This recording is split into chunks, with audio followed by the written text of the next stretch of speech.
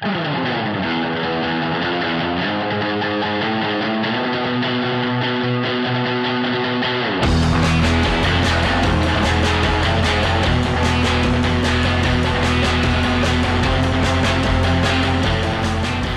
everybody, I'm Tom Basso. I'm Z Garcia. Hello, everyone. I'm Sam Healy. Welcome back.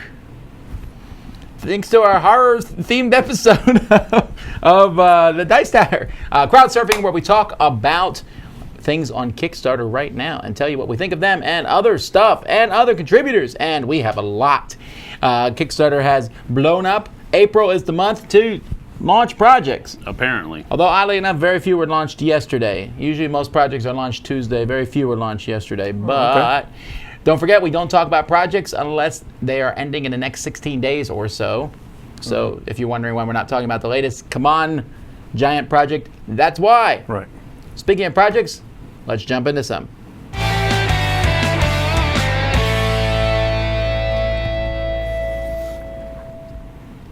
All right. So we're going to start by taking a look here at Freshwater Fly. So this here is a sequel of sorts to Coldwater Crown, I think. I think it's in the same. This is kind of a dumb thing. But But it's the same universe? The same designer. The same designer. it's Earth. So I'm looking at the things that they've done before. So I thought Antidote was okay. Princess and Goblin I did not like. Coldwater Crown you played, and you were kind of lukewarm on it. Lukewarm. Okay. No, I didn't really like it very much, actually. I didn't play It's it. a I worker would like placement to. game that felt like a limp dead fish. Wind Up War, which I did enjoy a lot. Mars Open, haven't played that one yet. I think I would like actually Coldwater Crown. But this is another fishing game This looks better than that one, I'll tell you that. because it's dice drafting, which is automatically It just awesome. looks mechanically more robust. The other one was like a pretty down the middle of the road worker placement game. The twist being you place a worker and then you remove a worker or something like that. It's like, ooh, hold up now. And it just didn't really, it wasn't a particularly exciting game in my opinion. I think it gets a lot of love though. This one just looks like there's more going on, it looks more engaging. Maybe it's not. I love how it looks. Yeah, Yeah. It looks amazing. It seems like they have a interesting rondelle. They've worked a rondelle mechanism into the actual crank Yeah, that's cool. of That's the thematic. of the fishing pole. So- Right. Well, that was also supposedly what the original was about. Like, casting out was putting a worker, and then pulling back in was taking a worker off. It was thin. Yeah. I mean, but this looks a little more engaging. Yes, absolutely. All right. Next is Zombies Sin City, maybe. So this is the 15th Zombies. I think around 5 or 6. One of them was called Zombies The End. No, seriously. Six. I think 6 was. I called forget The which End, one it something was. like The that, End, yeah. and then they were like, but money. Wait, there's more. Zombie 7. Psych. This is the reason I put this one on here, not to make fun of zombies, but because this is the first Zombies game that's on Kickstarter. Again, and it's not the only time. This time we'll talk about it. We're starting to see more established publishers are moving to Kickstarter. This is apparently fan design though, which was kind of strange. Yeah, and also they're kind of showing things. They're like, look, we can put people in our games, and that's exciting to some degree. Except know, they're that's not a the first game to do it. It seems like, at first glance, this looks like it's not ready to go to Kickstarter yet. You know what I mean? Well, especially with the name. Well, that's just one thing. But the rest of it also, like, a large part of your Kickstarter is highlighting that you draw people into your games. Now, from what I can tell, this is kind of like, hey, we're kickstarting an expansion. Now you guys design it. Sure. I don't know that I like that idea. I think you should design it first, then kickstart it. That's what I'm talking about. That would be kind of normal, wouldn't it? Here, Nothing's I have a normal designed anymore. game or something I have designed, and now I need your help producing it. That's what it should be. But basically, all this is right now is, hey, we're letting you use our license, and we already know a manufacturer. If you want to make it, we'll print it and keep some of the money, right? I mean, isn't that what this is? I don't know. It just seems not ready for Kickstarter. I don't dislike that it's on Kickstarter. I think it's fine if they want to keep this game going. Do it on Kickstarter, great.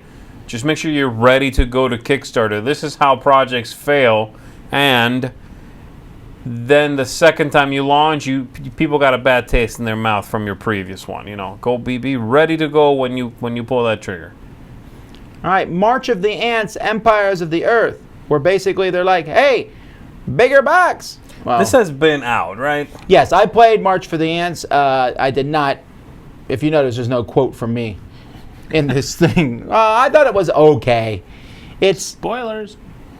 Well, what do you want me to say? I mean, I didn't hate the game. I just thought it was okay. I thought there was a lot of interesting ideas to it, moving ants through the thing, but I felt that there was luck, and it looks like it's like, hey, you like the original game? Now we got really awesome meeples and stuff, too. Right. Although I'm still not sold on this artwork of the actual ant thing itself. It still looks like it was drawn.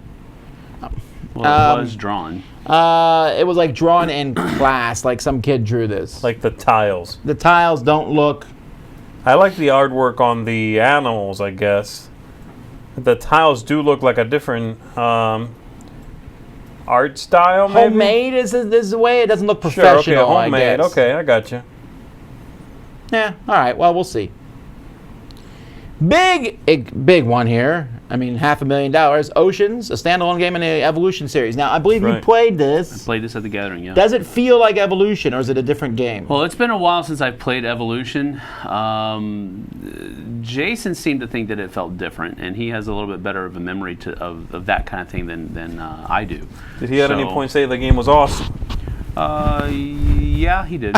Did you like Pretty it? sure. Yeah, no, I enjoyed it. It looks cool. I thought it has some really neat things going on in it. It had some neat timing mechanisms where certain things in the game would be triggered by the fish being out of certain some of those holds that are in there. The one is called the reef, and then you have the deep ocean and the other three. Mm-hmm. And when fish are absent out of those, it triggers certain things within the game. But those things can be then turned off by players migrating fish into that bin again. Okay. So that had an interesting little thing, because you could some of the things were bad things that would be triggered. And so on your turn, they would trigger at a certain point in your turn. You could turn it off, though, before it actually affected you. And so I thought it was interesting. I thought it was very cool. The most intriguing thing to me is the whole, of course, Monsters of the Deep thing. Right? That just looks cool. Yeah. The whole idea of there being, like, Leviathans down there and all that craziness. That looks neat. I haven't played this. But I am intrigued because of that aspect of the theme. If they were playing it more straight, I don't think I'd be nearly as captivated as I am by them saying, because the box, I think the front is like a normal sort of picturesque ocean view, and then you flip it over and it's like a monster in the real... Yeah, I think they're going abyss. with the kind of the abyss look to it. Right. On one side one cover is more straight jacket, and the other one is a little bit more, ooh. Well, the backside of it or something like that. I disagree with you. I'm just happy with fish. I don't need the Leviathans. I think fish is like a theme I really enjoy. I've always liked fish. The game really became interesting when the Monsters of the Deep cards started coming into the fray. I get that. I'm just saying the fish thing already has me. And this was an update they sent out today for the Meeple Source Meeples there. Mm-hmm. That is like the most tempted I've ever get Meeple Source figures. Those look amazing. Yeah, they do. I mean, if you play with this and then you went back to the other one, you'd be like, garbage! Sure, right. Okay. And just heads up, get used to hearing the word oceans, because they're going to talk about this for the next 5 years. Then you're going to see 75 versions of it. That's right, baby. Widget Ridge, the first from Furious Tree Games. This is a steampunk deck building game.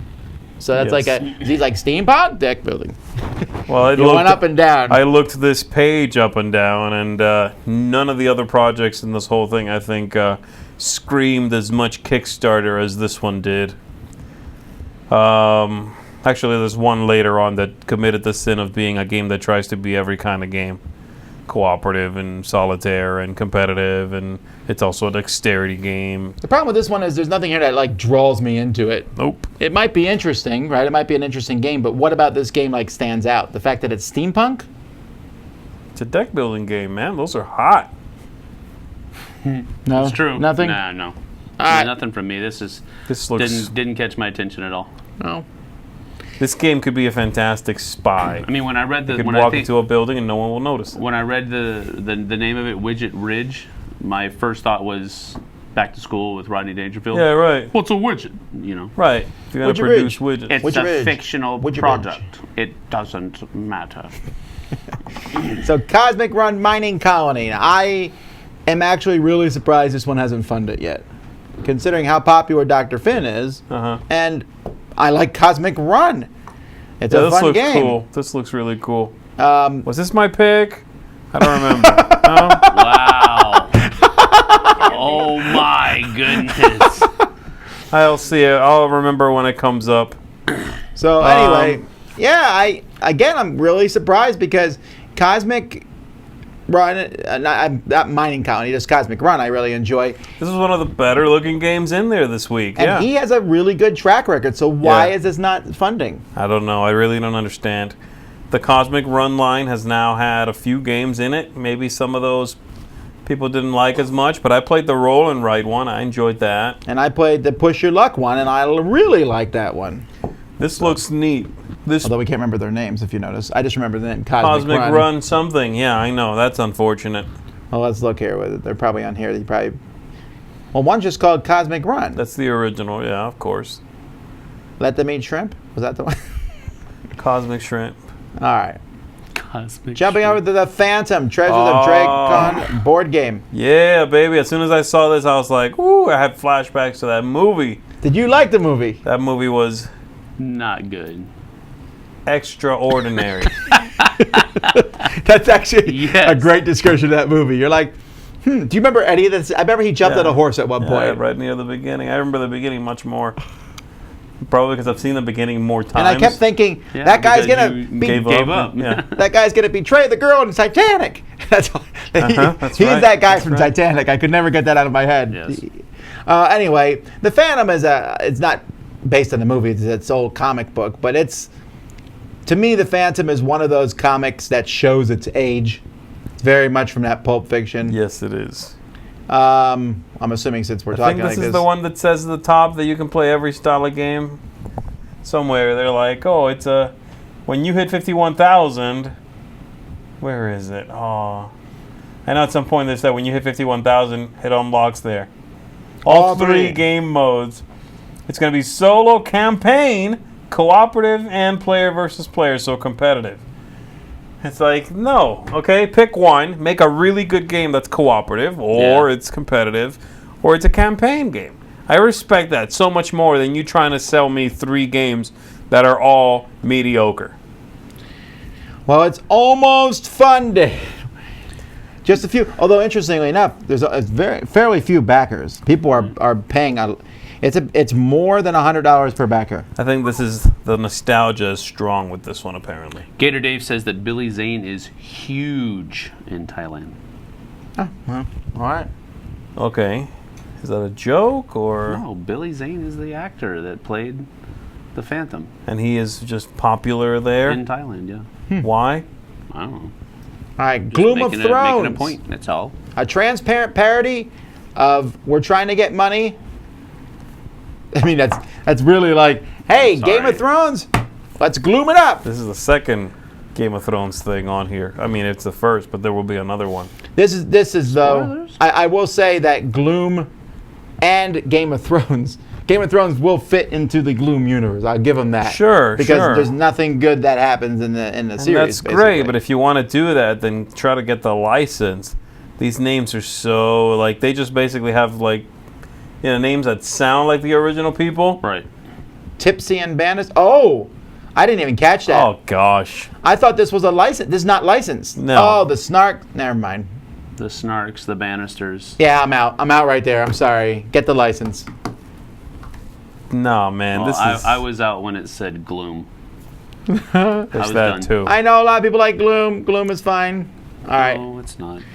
But it's okay Also- for you to like it. Also, Bloom. Now, when they do a crossover with Gloom, The Gloom Bloom. A bunch of Bloom. dead flowers it'll be everywhere. Gloom. Interestingly enough, this is the second Bloom, game. bloom, This is the second bloom. game. This is the second game I've seen like in 3 days that has the name Bloom. Did you just open one called Bloom? Bloom? I think so, or just saw it. Yeah. All right, we just Flowers got are it. hot right now, is what I'm saying. Yeah, that's the truth of it. It's time for. Flowers are in. Although this baby. one did fund it. What else did this one record? I don't know if I played that one or seen it. Okay, Gator Dave. He fessed up. He was joking. He said that was my attempt at a joke. Flower Like I market. said. I do like that board I there. think that basically means that Billy Zane isn't popular anywhere. Then Okay. Hope Billy Zane's not watching. I loved you. really doubt Billy Zane's I watching. loved you in Titanic. Actually, that's the only movie I know of. Other Billy than Zane Venom. is watching this. That's awesome. I feel bad for him if he's watching this. You know what Come I mean? on now. Maybe he wants to know what Kickstarter game's back. This one's about flowers. I like how this one looks. But I like again, the cover. Yeah, no, I mean I like that it's a tile laying game. I'm willing to try it just because of that. I gotta say, this might be just bad timing on their part, but I feel like when I came across this, looked at the tiles, the little pictures of the flowers that you put together and all that, the first thought that came to mind wasn't this just on Kickstarter recently? I feel like I've seen this game. sure. It's just like, it's lanterns again, and it's, it's Well- all the same stuff again. Today is not a good day for me. He is the old crotchety I'm man the- sitting on it. Today I will be front playing the part of porch. crotchety old man, because a But lot you of were these doing that before we projects... came out. No, it was. It's I'm because excited about Kickstarter. I don't like shopping through Kickstarter, and that's I don't what, mind that's what it looking. feels, but Yeah, for me, I don't mind looking through Kickstarter, but a lot of this stuff just looks like we've been there and we've done puts you in that a bad mood, though. ad nauseum. All right, so Ocean Crisis, unite to save the ocean. Together. Speaking of ad nauseum, this is my pick of the week. it? Yeah, this is it. Really? I remembered when I saw it. Wow, I would not have picked this for your pick of the week. Well, I had to pick something, didn't I?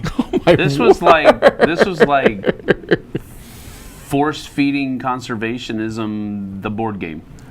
Yeah, but it might be a good game. Yeah, it might be good. That's okay. True. I also like Rescue Polar Bears, Yeah. which Is is that- kind of a very similar Same theme. That's a thing, good yeah. co-op game, and this looks like it might be a good This co-op looks game. really. I mean, it looks like it's a game made for kids, though. That's my concern. Nah, I mean, I might like it, right? But it looks like a kid's game. Yeah. Yeah, maybe. I do like that spinning thing. It looked interesting to me. I'm hoping it's a good one. All right. Co-op, it looks bright. I like the look of it, and I don't mind that theme. I think it's a good theme. I like I the theme, don't too. mind the theme either. It's just I'm not that's trying to what- kill the planet. That's what. Yeah, right. That I would mean, be a that's the different game. thing. I love how the shark Death looks. May Though. The Die. shark's like, oh, look at me! I've got stuff hanging out of my mouth. Shark Defender, Crab Protection, Save the Herons. All right. Moon, a solo co-op and competitive computer-related game. No, okay, I put this on here because I like computer-related games, and it might be interesting. No, you're thinking of computer video games. No, Tom. I'm not. This is a quick game that shows you how a real computer works. I like this concept. Now, could they have made it look nicer? Yes. No. But I like the idea of that, adding to the values. I think this is like a teaching style game to learn these basic things, basic computer programming type things. Yes, this has a very small market. How's it doing? I'm curious. I think it's funded. Yeah, 18,000. That's pretty good. 529 backers. That's pretty good. Must be a cheap game then. They only needed 15 bucks? $5,000 though.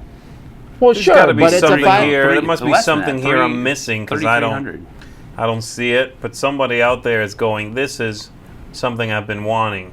Yeah, but it's good. I like some stuff like this because it teaches kids. It's educational. You think that's part It of teaches the educational. This is how computer programming works. it? And Oh, this is the one that said it was educational. Yeah, I remember. Yeah. And Well, then as soon as I read that word, I was like, "Pfft, I don't want to learn. all right. I avoid reading, learning, conversing, and sleeping. The next one is Dungeonology, the expansion. This is from Ludos Magnus Studio, who, if you remember, did Black Rose Wars. Black Rose War. This is my pick of the week. Okay. This is the other one that has Game of Thrones related stuff later on. Oh, there is? And Like, Game of Thrones adjacent. This is my pick of the week as Is well. it? Yes, it is. Okay, so here's why. Really? Yeah. That's two? I guess I can be quiet for a bit. No, there's a lot of miniature games out there, a gazillion. But Really? this one has me for a couple reasons. One, the miniatures aren't super gross for once. Aw, I like gross. No, they're like Where are the tentacles? Yeah, and that's the thing. It has a different look than a lot of these Kickstarters. Secondly, these guys won me over with Black Rose Wars. Yeah. And I'm hoping that this is a lot like it. But the miniatures and how they look, this is cool. This has me interested in playing. It just looks different than other ones. There's actually another. Although this I hate. Oh, there's a free solo and co-op expansion. No, there's a spell And then for they're Black Rose including- Wars, yeah, and you got to buy this game to get a single spell for the other game. Yeah, that's good. There's another dungeony. Keep going. Let me see. He's looking for the Game of Thrones thing. Yeah, it's somewhere. I don't know where it's at. There's another dungeony thing that's Kickstarter that we're about to go over, and it was between these two. And the look of this one won me out over the other one. I also like the zone tiles. Again, it's not dark, grim cave gloom. It just seems like it's a more. Not every dungeon crawl needs to be super dark. Yeah. Not just dark in theme, but just dark. This one, I can see the tiles. Yeah, I agree with that. I can give you that. Where is it? I thought That's it was a pig, in the this one. scholar, the bosses. Yeah, everything about this looks interesting. And a ton of stretch goals. That one. Oh, sure. But I don't mind when someone adds, I mean, Command does it all the time for their zombie sides and stuff. They throw in these. I don't mind a one-time thing like this. I'm saying that if the whole game is that way, I'm not as interested. Yeah. No, this is fine. This looks kind of like Arcadia Quest to me. Yeah, except that these are not necessarily cheapies, though. That's true. And I think they aren't. I think I like this better. I like these Easter eggs. You gonna paint them? No. Like, I didn't even ask like. I just said paint them and. Oh, there's a crossover with Madara? Well, that's weird. He's on. Yeah, that's it. That's it. Huh. Anyway, I think this looks great because it looks different. Now you talk about it, Sam. What do you like about it? No, I like everything that he said. I mean, the table, the presence on the table, the tiles, it just makes it pop. It's very colorful, very engaging, and that's what I like out of games. You like themes? Absolutely. Ugh. All right, jumping over. Napoleon Returns Now we're 1815. talking. This was his runner-up for. Look, Napoleon's been gone for a long time. I'm glad he's finally returning. That's all I'm saying. This is If he from comes Worthington. back now, he's going to be a zombie. And again, White Walker. here's the thing. Worthington does good war games. They've had this thing for a while, but man, I look at those cards and it's like, guys, horrible, yeah. could you make it look? It just looks so bad. Yeah, I had the same problem with their American Revolution game that they put out. The game is great. The game is fun. It's card driven. It's super fun. But I think I got as far as the board. the boards and the cards are all just really not good. Sometimes I really feel like it's almost like they thumb their nose. It's like, we're going to deliberately make it look like this. We're going to not make it look good. Well, I mean, it could be. I mean, it could be that they're, especially must with look the map. good to someone, Tom, With the map, if you scroll back to where the map is, that could be a very, You went too map's far. down. period-esque, I guess you No, could the say. map is the best looking part of the game. I wouldn't go that far. All right. Yeah, it might be. Here's my runner-up for pick of the week. Double six dice. Yeah, I like these a lot. love these. Yeah, these are cool. I backed them. I'm getting piles of them. I'm gonna replace a lot of dice in games with these. I think they're cool. They roll better than six-sided dice.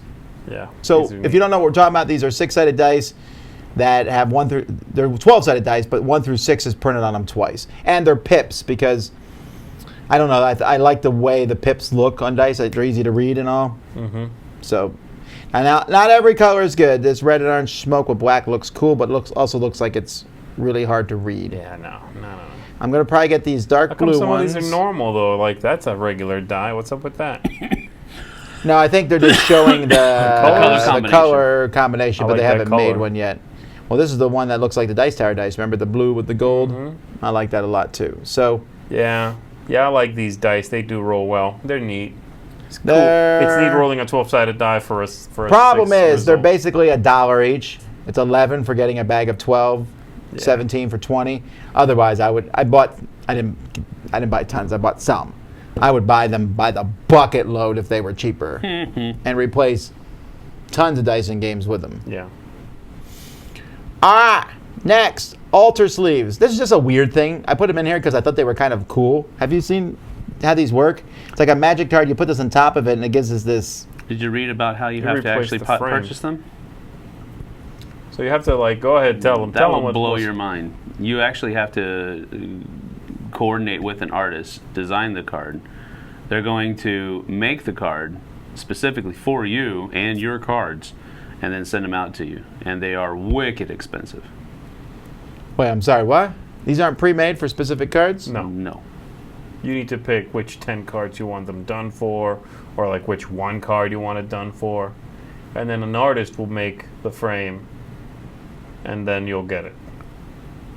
One sleeve is one. Our next One project. sleeve is £8, And right? one sleeve is €8. It's not a sleeve either, I think. I think it's literally just like a fake front. I guess if you have a deck that you really like. No, I mean you are putting it. Within a sleeve. It is a sleeve, yes. I don't think it's a sleeve, though. I think you need to like then sleeve that and the card. It seems like it would, otherwise you'd have to buy, the sleeve wouldn't match your other sleeves. Oh, I don't know about that. They call them sleeves. I know. I think they mean an insert, like a transparent thing that goes in front of your card. How well is this Kickstarter doesn't say doing? insert 52,000. anywhere, Oh, they haven't even 1,000 backers, but so really it's 1,000 backers, but they're going to make buku amounts of money when they actually buy this stuff. Like you're just pledging to get a chance to do it? No, I don't know how it works. I think you need to pledge for how many you're going to buy. Inner sleeves. Okay, that's the thing. Okay, I don't like this then. I didn't realize this. So $16 and you get 2 sleeves that are already pre-made. How can they cost that much? They're not pre-made, I think. You need Well, to it tell says them which 2 card. Our sleeves you library choose of from our library of designs. designs. Oh, there you go. Really? 2 sleeves? I'm out. This will cost more than your deck by far. Get out if of you my want to do face. that to a deck. All right. Even a fancy tournament deck. This is my runner-up. This was your runner-up? Yeah, this one is doing really well. Ignite Tabletop Miniatures game. This one, though, looks a little like every other game. That's Yes. the problem with it, right? It did not differentiate itself very much. Although this one looks, again, I like Final Fantasy Tactics. What? I love Final Fantasy Tactics. That's it. That's all he needs to Yeah, but do. this one looks like a tactical game as opposed to a dungeon crawl. The other one's a dungeon crawl. Right. This one looks like you fight on the board, which is not a bad idea because there really isn't a lot of these. No. Most tabletop miniature games have the whole... Oh, wait, you'll love this game if you love deck builders, but want something a bit more epic. Well, if that happens in the course of the game, I'm in. Yeah, right? Boom! I hope you didn't pay too much for that miniature. They have a weird tent. What? It's a net snare. Oh, they're falling in love. No, that's a charm spell. This is good. It's very good animation and everything. It looks cool. I'm certainly interested in it. I want to give this one a whirl. All right, Terraforming Mars Turmoil. This is the second company that's now Stronghold. This is the 5th expansion for Terraforming Mars, and it's the first one on Kickstarter, which did not stop 17,500 people from backing it. Yeah. That's right.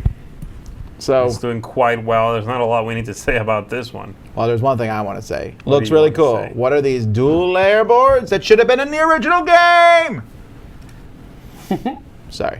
Those are for the base game. Like, they're not for a new piece of thing in this box. I don't think No, they're for the original game, yeah.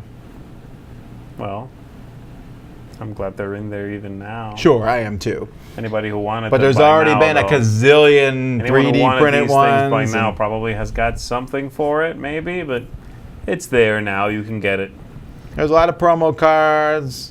I've never played Caleb Bunch Terraforming says he would Mars, argue so- it should win expansion of the year. However, I like to say to Caleb that it's April. So I'm not sure we should be calling that sort of thing yet. All right, but I do understand that it. Hey, I do understand that it is the most complex of all the expansions so far. Okay. Wow. All right, Kingdom Rush Rift in Time. This one's doing extremely well. Lucky Duck, though, is kind of on a roll right now because they have the Chronicles of Crime that they're coming off of, Vikings Gone Wild. Not all their stuff has been big, but this one is supposed to be, from everything I heard, a very good tower defense game. This is already the beginning of a line. Like, there are things before this. Go back up. What's it called? Kingdom Rush. This Kingdom Rush Rift in Time is a follow-up to other Kingdom Rush products, right? I don't think so. I think that's just the subtitle. I think Could've Kingdom. No, I think sworn- Kingdom Rush is a name of a video game or something. Yeah, but I thought there were other products already, tabletop products. Not from this company. The last thing they did was Jetpack Joyride and the Mutants. I remember both of those. I thought there were. But looks good. It looks like the rest of their games, actually. Sure, they're very distinct. They're starting to develop a look, Right. except for Chronicles of Crime. I think their games have a very distinct look. Well, their whole shtick has been we take apps and bring them to the tabletop world. Vikings Sure. Gone Wild. They did Fruit Ninja and Right. things like that. Joyride. Jetpack Joyride, right? And so I don't have a problem with that. Yeah, the only thing I didn't like was some of It's the definitely- generic names and stuff. Oh my goodness! What?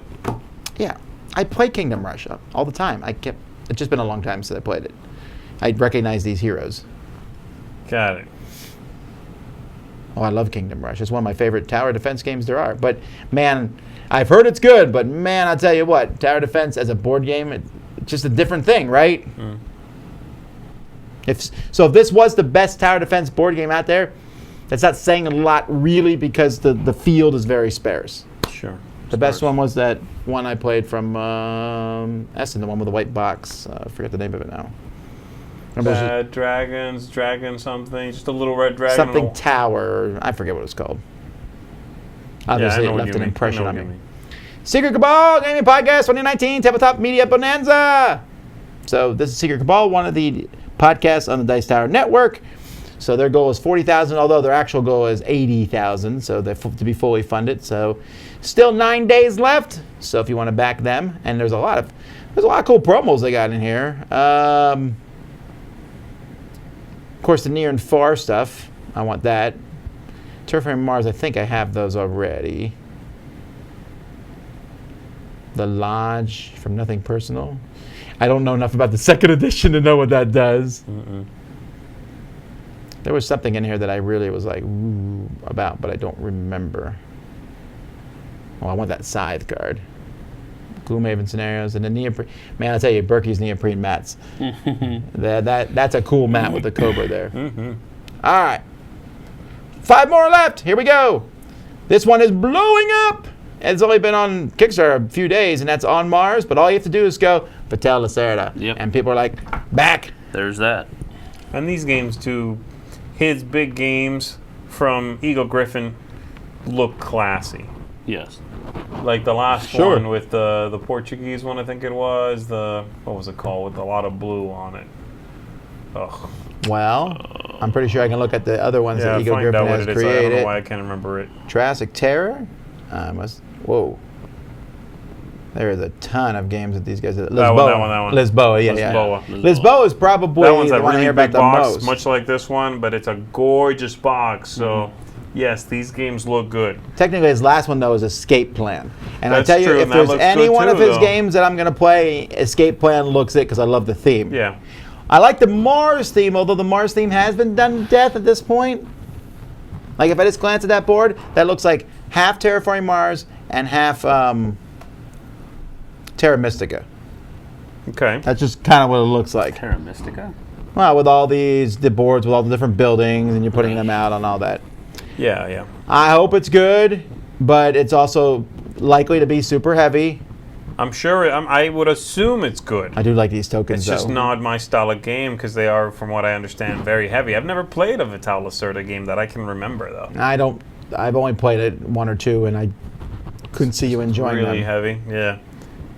I think screen printed meeples is amongst my favorite components in board gaming, period, now. Really? Yeah. Huh. Maki from Side Room Games.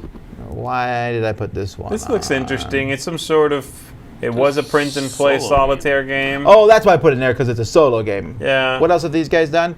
Oh, Black Sonata. Yeah. So you've played that one. Have you reviewed that yet? Not yet. Okay. The short and long of it is very clever. I have some serious issues with it. This looks cool. This looks better than that. I mean, it's more colorful. It looks more interesting. The board. I don't know how similar or dissimilar it is from that. This seems to be a worker placement. The other one is a deduction game. Looks cool. I don't know. I mean, how does the solo I worry. worker placement game work? I don't know. That's why I'm intrigued. I am worried, though, that these are print and play games. How much development happened between that and this. Yeah. How many eyes looked at this before they said, okay, we're kickstarting it? It's got a ton of. It does. It I mean, might they be, got solo mode. it might be fantastic. I don't know. Mike I'm says intrigued. it's great. All right. Takinoko Giant. This is something that already exists, actually. Correct. Because I know this because we have one. Yeah, they just make. They make more, but I want to to. say there's these baby pandas that are like a thing that's going to be included with this. Yeah, they're new. They were not in the thing, I think. They're just stretch goals for this thing. And they were selling them on their own as well. Some of the early pledges are just for the baby pandas. Whew, Rodney looks young in that picture. Yeah, I have to tell you, when I first got this years ago, I was like, why do we need a giant version of Takinoko?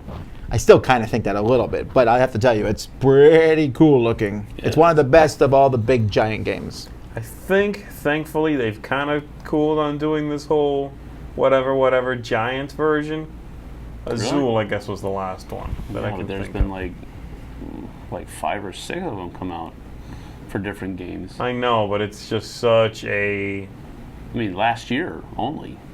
Which ones? Last year that many came out? Well, I don't know. I've just been noticing them at conventions a lot. Like which ones? Some of those flicking games from whatchamacallit? Plan B. Pretzel. Plan B makes a giant thing of Pretzel games. everything. Yeah, they did Giant King of Tokyo. They did. I don't think they sold a Giant King of Tokyo. Oh, I don't know.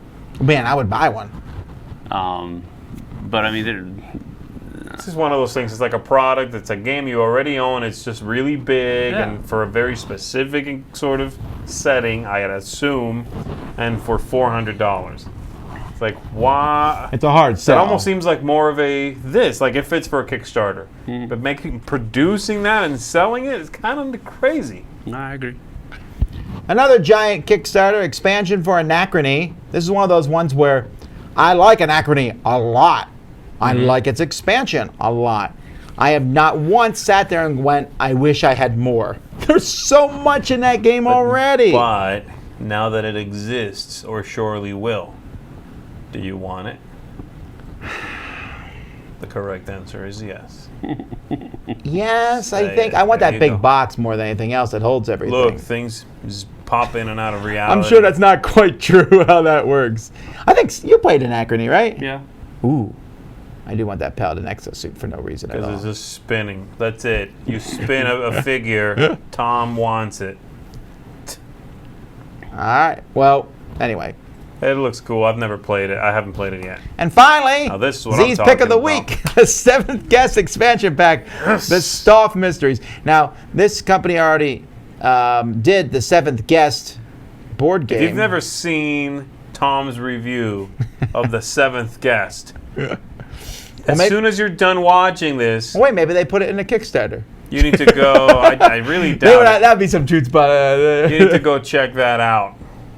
Yeah, it's It's more puzzle an interesting game. cards. Well, you played it. I did, and I thought it was interesting. All right, I Like a just lot put it of here to questions go. go through the mind. while It playing. funded it, so they needed $11,000, I guess. I hope they're not. That IP better cost them like $10. Yeah. All right. Well, there you go. That's what we have to think. Let's jump to some contributors. Hey, party people. We are talking about Kingswood, and this is by 25th Century Games. So let's go right to it. In this game, we are guilds, competing guilds, and we are trying to collect these different resources so we can go out in the forest. We're going to go around town and start collecting our resources. We're going to get some money. We're going to be refreshing our depleted sources and buying these resources, hearts, swords, and books. And then we're going to be going out to the forest. And eventually when we get out to the forest, we're going to be using those resources, depleting them, and also spending money to take out these different types of monsters. And they're going to have different abilities and things like that. But they're also going to have some collection to them because there are 2 chapters in here. There's a deck under here. And they're going to have tougher monsters, but they also match certain conditions of the deck 1 monsters. And that's kind of the wrinkle to the game. And it's really simple turns, but there's also a lot of variability in here. Of course, each faction has their own little abilities and different starting resources. And there's actually some different buildings that you can shuffle in. There's 5 standard ones, and there's a 6th one that you would shuffle from this pool and put it in there. All right, so let's go ahead and just get to it. I'm going to go ahead and start with, let's start with the red player. Yeah, the special power they have is they can refresh a sword if they, when they defeat a monster. But let's go ahead and get to it. You can do 2 things. You can do one of 2 things on your turn. One, you can activate one of these adventurers, okay? There are 3 of them. And then you can take an action where you're at. So I'm going to go ahead and take this action where I'm at. I'm going to either spin a coin and receive a book, or I'm going to pay a coin and I'm going to refresh my books. And that's actually what I'm going to do. I'm going to do this one right here. I'm going to pay a coin to refresh my books because I have 2 depleted books there. I need them to go back into the forest. All right, so now that I have those, I'm going to go ahead and move. Now I can move to the left or the right. I just have to go in a clock fashion for free. I can go 1 space for free, and if I wanted to travel further, let's say I wanted to go up here, which I can't. This Kingsguard is going to block me. I would have to pay nothing here, and if for each one that I want to move further, it would cost me 1 coin. You just got to watch out for these things because you can't share adventurer spaces with adventurers, and you definitely can't go to the King's Pawn. So I'm going to go over here, and this is what the real, this is the part of the game that you really want to, this is where you're going to score points to win the game. You're going to go to the forest, and you can fight as many monsters as you want. You just got to spend the resources. So let's see what resources I have. I don't have a sword, and all I really have is something here to get this right here. So I'm going to go ahead and get this ghost. I have this. I'm going to flip it over. That's all you're really doing is flipping these things over. And then I'm going to flip over a book. And now I will have enough to buy this ghost right here. And I'm really paying attention to this ghost because it's going to score me 2 points. But as we get later in the game, I want to have this wraith here to trigger more scoring. And that's pretty much my turn. And then at the end of my turn, what happens is this King's Pawn moves down here, Kingsguard Pawn moves here, and nobody can go there. It goes to the first space where I started at, and it blocks everybody from that, at least for 1 turn, because somebody else will go, they'll start here, they'll move, and then this will be blocked. And honestly, that's exactly what you want to happen, because now people cannot go into the forest and do that. So it's got a little bit of a strategic block to it, and that's pretty much the game. And if you can't move to a certain spot, or you're trying to move and you can't pay to take these actions, instead you can take this action where you just collect, you pay 2 coins, and then you go ahead and that's your turn. And then people can't do that 2 times in a row, so the next person can't do that same action. They have to move and do whatever. So there's a lot of little strategy in there. It's a very, very small imprint game. It's also really fun. Plays 2 to 4 players, 30 minutes or less. I would say really good filler game. That's what 25th Century is really all about anyway. But hey, party people, this is Jeremy from Jumbo Lab Plays Games. I can't tell you what to do with your money, but go ahead and take a look at Kingswood. It's on Kickstarter right now. Take care. Love being on the Dice Tower. You have a wonderful day. Hey folks, welcome back to another Dice Tower preview recap. I'm Mark, and today we have just a couple titles we're going to be taking a look at. Some new stuff on Kickstarter, so come along with me. First up, we have Brave New Worlds. Brave New Worlds is a space exploration game where you're using telescopes from Earth to search for moons, asteroids, planets, in order to launch satellites, manned missions, and rovers. And really, you're looking to have the most discovery points. Brave New Worlds is a self-published title. It's for 2 to 6 players, ages 14 up, and games range anywhere from 60 to 120 minutes. And next we have Widget Ridge. Now, if you know games like Hero Realms and Star Realms, this game is going to seem very familiar. It is a deck builder, but instead of just hammering on your opponent, it's all about collecting spark. First player to 100 points is going to win, and the reason you're collecting spark is because there's a robot on the rampage and you have to shut it down. Now, how do you do that? So there are cards that are going to give you spark, but you're going to be building constructs, machines, complex machines out of 3 cards in order to build even better ways to gain spark and beat your opponent. Widget Ridge is brought to you by Furious Tree Games. It's for 1 to 2 players, ages 12 and up, and games range anywhere from 15 to 45 minutes. All right, so my pick of the week, we only had the 2. And the thing about Brave New Worlds that is really pretty neat is the fact that they use real data for the planets, for the asteroids, for the moons. It really is pretty cool. However, I'm a huge fan of Hero Realms and Star Realms. So really, Widget Ridge hits that niche for me, and it's just enough different that I really enjoyed it. So go check out Widget Ridge, my pick of the week. Now, if you want more information about any of the games mentioned here, please go check out our full previews. Also, May is going to be chocked full of all kinds of new games, and here's a quick tease of a couple that I'm working on next. Now, if you want to have your game featured as a Dice Tower preview, please shoot me an email. All right, folks, I think that's it for me, and until next time, we'll see you at the table.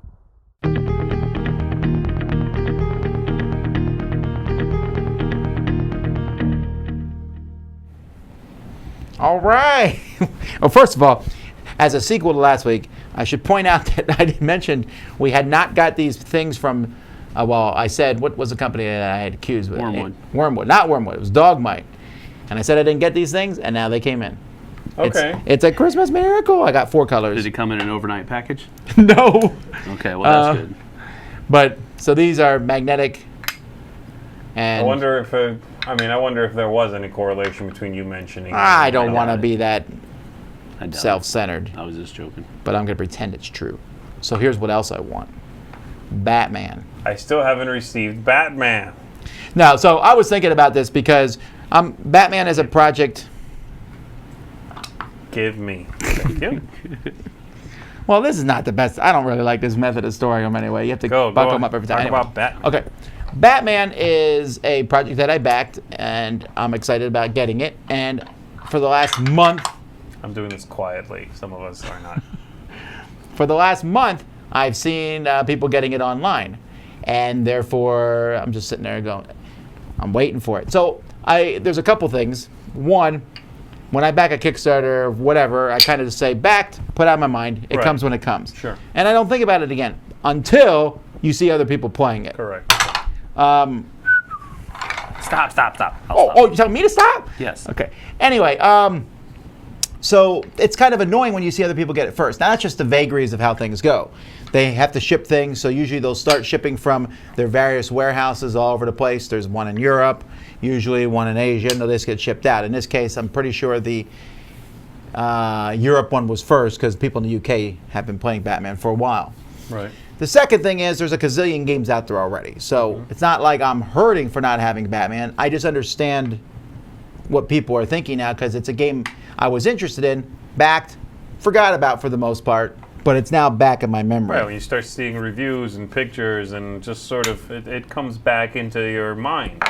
And you see people enjoying it, you know you paid for it already, you're waiting on it, you'd like to get it too.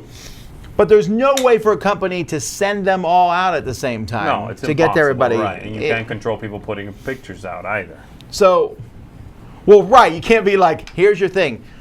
Don't tell anybody. Right. I mean, I guess if you send out early release copies to like a few people, you can do that. Sure, but you can't tell their first wave. Besides, they bought a product from you. They didn't sign an NDA to get that product. Right. So, yeah. So Batman's coming in. I see people are all talking about their Batman. This is making me feel better about it. You're not helping the situation, Peter. No, but on one hand, yes, I know that I shouldn't be impatient. On the other hand, once you see it get out there, I think it goes up tenfold. I know a lot of people sit around and they get excited about their Kickstarters coming in. Mm-hmm. I back, for example, Sarcadia Quest. When that comes, I don't know, whatever. But for some people, when you back it, it's like, and especially if you only back a couple projects, you put that money's gone. You're waiting to get the thing. To me, though, that anticipation goes up even more so when everyone else is talking about it. So what do you think is a good solution for that? Well, for the company, it's try to not stagger it as much as possible. Try to get them all out. Yeah, but I'm sure they're doing that as well as they possibly can right now anyway. Here's the one thing I do not like. And this just happened. We just got the extra stuff for Lords of Hellas. Okay. Right? But I got Lords of Hellas a year ago. They sent Lords of Hellas, then they sent all the other stuff now. And someone was telling me that when they backed Lords of Hellas, they said, just send me everything when you get all of it. Oh. Right? And some companies, this definitely happens, the more stuff you get, the later your shipping stuff will go out. Mm-hmm. The better the backer you are, the later in the queue you are. I don't know if that feels wrong though, right? Right. I backed for the most money, so therefore I get my stuff last. Right. Well, it's probably a logistical reason. Oh, I'm behind not. Well, I'm not of course, I don't arguing think that. you're being punished, but I think the main thing that would alleviate that sort of feeling for me is, I know this is time-consuming, but a lot of communication from the company. Sure. Like a really good breakdown of when you should expect it, and then a few days after that, an update on where things are, tracking numbers, that sort of thing. Even if I am waiting, if I'm looking forward to something, it feels a lot better than, and I know when that thing is, that is, then it feels a lot better than sort of like this will happen at some point. Tracking numbers make it worse for me, I think. Because then you know that it's Because somewhere then out you can there. watch it come to your door. Or not. Or not, yeah. Yeah, but if I'm Package expecting is sitting it, in delivery center. Get it if I'm out! expecting Yeah, exactly, that's what something I'm saying. Monday, though, then I don't have to, wait with bated breath through the weekend, for example. Yeah. I'm like, it's coming Monday. If I miss Monday, yeah, that sucks. Yeah. But then I'll get it Tuesday. As opposed to, you're going to get it soon. And then every day is Monday. Yeah. That's a horrible thought. Every day is Monday. I'm just scared. So this is actually something that's in real life. For example, Every day is Monday. Endgame is coming out, the new Marvel movie. Why you... Spoiler! Spoiler! There's no spoilers involved. Quiet! Man. No, but what I'm saying is, That's it. if you know someone's going to see it 2 days before you, that makes You're your gonna wait avoid that much person. longer. You're going to avoid that person. And it's really annoying, even more so when you go to your local game group for a Kickstarter game and another guy walks in and is like, look, I got it. Oh. That's the worst. Yeah. And you're like, true. well, I think that's one of the things that companies can try to do. I know it's costly, and again, it's mostly a time sink. I also don't, and this has happened to me a couple of times, where I've taken a game that was kickstarted, and we got a review copy of it, and I've taken it to a game group, and 2 or 3 people will stop by to tell me how mad they are that we got a copy before they did. Right. Which I And understand. I get it, but please understand you are at that point flogging the messenger, not the company. well, I don't want you to fight the company either because I like getting those early copies. Just just the analogy that's there. I mean, you are literally punishing somebody who has no say over whether or not you got I'm your mad you have it too. Sure. No, but I get it. It's human nature to not want. It's human nature to want stuff, and we want it as soon as possible. And especially when you've been waiting a couple years, those last few weeks can seem like forever. I agree. So That happened to me with my last Kickstarter, and that was that sort of like waiting for, seeing in the comments, showed up here, showed up there. I got mine today. Oh, mine's coming tomorrow. And but when I finally did get a tracking number, it was like, oh, okay, fine. It's another 6 days, but now it's not whenever. well, real quick then, someone mentioned here the 1-wave shipping or 2-wave shipping. Which would you pick? I don't know what that means. So you can get it shipped all together, but you have to wait till everything's done. Like I mentioned, Lords of Hellas. Right. But you pay less shipping that way. If it's Or pay- all together, Yeah, or pay more shipping to get the base game early and then get the extra stuff later I'll on. do 2 waves. I will Because also- that's what I do artificially anyway to myself. When I get a Kickstarter, if it has a bunch of things, I don't kind of consume it all at the same time anyway. I like when a Kickstarter comes, I open the base game and I get familiar with that and I play that and I treat the expansions as expanding the original game's fun when I've had some of that already. So if they're doing that for me and I'll get the game sooner, fine, whatever. I'll get the expansion when I'm ready for it, Yeah, I don't mind that. Alrighty, someone said they live 15 minutes from Quartermaster. It still takes a week to get to them. Yeah, that's even worse when you know you're close to the. It's in there, yes. You drive by, I know you're in there. Alrighty. Well, that's that. We're still waiting for Batman. I don't even think I got a shipping notice yet. No more talking about Avengers Endgame, though. I won't, sir. That's right. Here's who dies. Cut to contributors.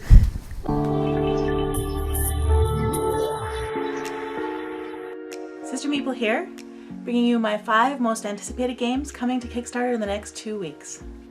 April 29th. Complexity is being brought to us by Big Kid Games. This science fiction themed city building game has tile placement, voting, and a unique score condition influencing mechanism that ensures that no 2 games will ever be the same. 4 unique groups of inhabitants have been forced to relocate to an inhospitable planet, and it is your job to come up with the best plan to meet their diverse needs. April 30th. In Runica and the Six-Sided Spellbooks, players are students at Archmaster Luniorn's Runecasting Academy. Collect elemental dice, create runes with them, use their powers to solve spatial puzzles, and create complete runes to win. May 1st. I know I mentioned Cleopatra a month ago. The launch date got pushed back, but you know what? I am still excited about this game. Become the wealthiest of Cleopatra's architects by constructing the most magnificent and valuable parts of her palace. Be careful not to cut too many corners in your construction, though, or Cleopatra may find you to be the most corrupt architect and feed you to her crocodile. May 2nd. Want a magical duel with other wizards in a tavern at the end of the rainbow? This may be the game for you. Use your wizard's special powers combined with your deck building skill to defeat your opponents. May 7th. In this deluxe edition of Clinic, which was first released in 2014, you will manage the construction of a hospital from scratch, as well as the installation of new services and the recruitment of the best staff with the goal of becoming the most popular hospital in town. This edition has revised rules, a new solo variant, and over 250 custom laser-cut wooden meeples. That's it for this week. For a more in-depth look at some of these games after they launch, check out the Sister Meeple YouTube channel. Hey folks, and welcome to FOMO, the segment where I take a look at a game that's seeking crowdfunding right now, and maybe I have a fear of missing out on it, maybe you do too, and we'll go ahead and take a look at it together. Today I'm going to take a look at a game that's deck building and tactical miniatures. Today I'm going to take a look at Ignite.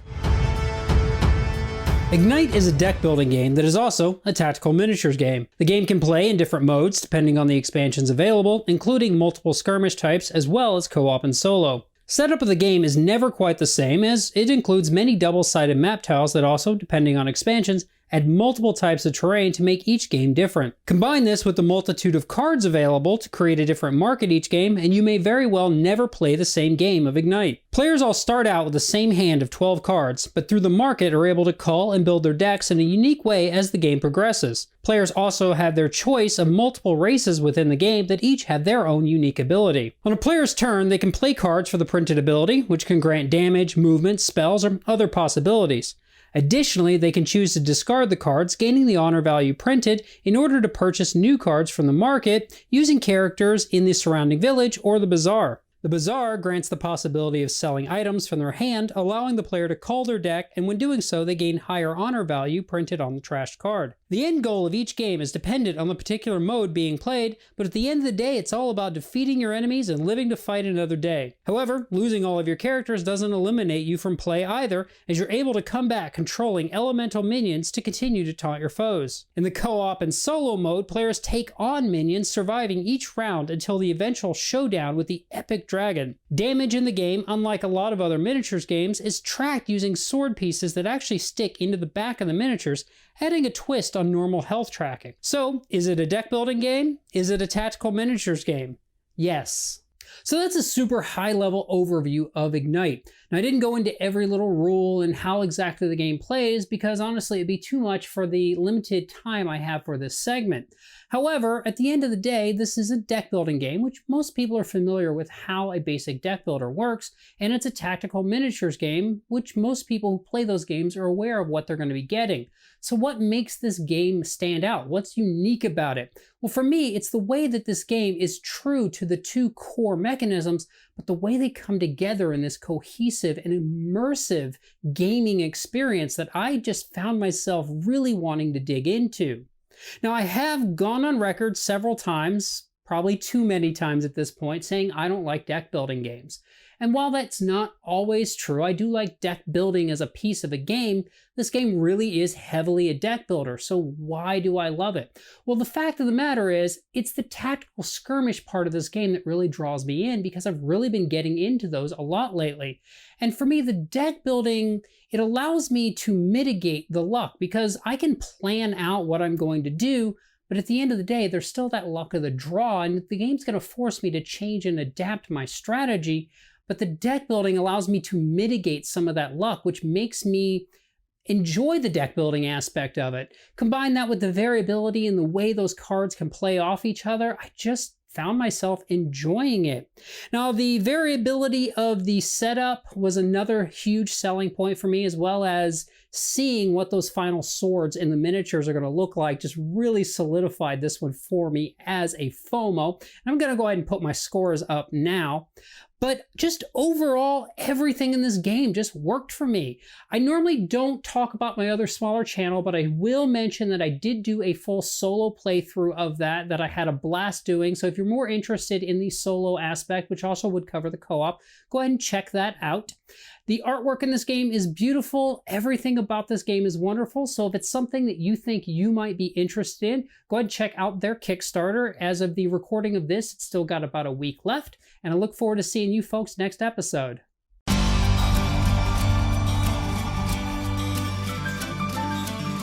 This is Jamie with Stonemaier Games, and today I'm going to talk about post-campaign communication. These are a few tips and recommendations that I learned from my 7 Kickstarter campaigns involving tabletop games. One big thing I found is related to the project updates. I highly recommend that you continue posting project updates on a regular basis after the campaign ends. What this does is it solidifies that trust that backers put in you that you are actually making the thing that they paid you to make.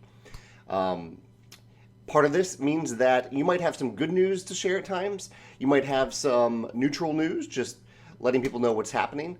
And you might have bad news. The key that I found is that good news and bad news and neutral news, they're all better than no news at all. If backers go a long time without seeing any update from you, they're going to wonder if anything is happening at all. So even if something bad is happening, I highly recommend sharing it with the backers, telling them what's happening, what you're doing about it, and that anything is happening at all, and that will reassure them. Also, as part of those project updates and on the project page, I recommend that you remain active in the comments. I think that really helps show backers that you are still there, you're still doing things. And that's kind of the overarching idea of this entire video. Show backers that you are still there and that you are still moving forward with the project. This ties into the second point, social media and e-newsletters. These are great ways that you can continue to show that you exist and you are doing things with the project and that you haven't disappeared. It might be odd to you to think this, but a lot of backers assume that if the creator isn't responding, that they have disappeared with their money, which is a reasonable thing to think, especially if they've spent a lot of money on this project. Also, the nice thing about social media after the project and you being involved in it is that it shows people that you are continuing to build the community after you have their money. This can be reassuring to backers. Last, a little technique that I used on some of my later projects was I added a progress bar to my main project image, which you can update after the project ends, and I added this progress bar to my project updates as well. What this did is it showed backers at a quick glance what the status of the project was. So it might say, okay, the project is currently being printed, or maybe the miniatures are being made, or maybe it's being assembled, or it's shipped. There are all these different stages that your project goes through. And what this does is it shows them at a quick glance how the project is doing. It makes it easy for backers to see that the project is actually moving forward and they can see the current status of it.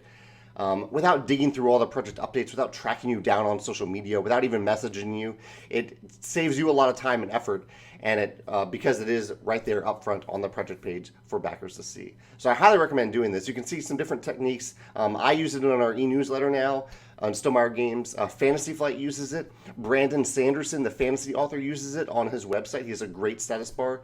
It takes something that backers don't usually have, that information that backers don't usually have, and it makes it easily accessible and makes them, kind of reassures them that stuff is happening. Those are my 3 main tips. If you have any thoughts or questions about post-campaign communication, feel free to comment below or comment over on my Kickstarter Lessons blog. Thanks. Alrighty, well that's all of our input. Thanks to all our contributors for doing a great job as always. Thanks to all you coming in who talk to the contributors. Remember, if you watch this live, many of our contributors come and talk back and forth in chat on this sort of thing. Cheers. Alrighty, well we'll see. The Kickstarters are not slowing down. We'll be back in 2 weeks to talk more about this because there's a lot more coming. Also, tomorrow, Board Game Breakfast. So my mind just went blank. Tomorrow we'll be back live, Board Game Breakfast. That's true. Tomorrow morning at 10 a.m. Eastern Standard Time. And then tomorrow afternoon, our top 10 social deduction games. At 1 hour time. 1 o'clock. Correct. Oh, no. We'll see you guys then. Until then, I'm Tom Vassell. I'm Z Garcia. Have a good one. Sam Healy. See you on the flip side, folks. Go back those Kickstarters. Take care.